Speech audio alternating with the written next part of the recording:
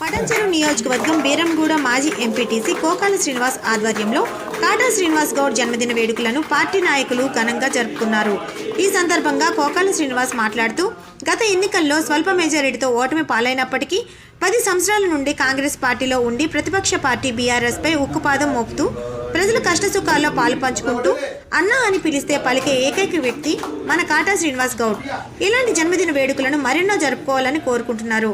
ఈ కార్యక్రమంలో కార్యకర్తలు, పార్టీ నాయకులు పాల్గొన్నారు.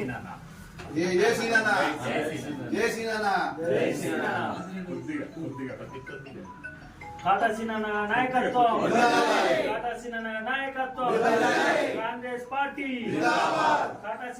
నాయకత్వం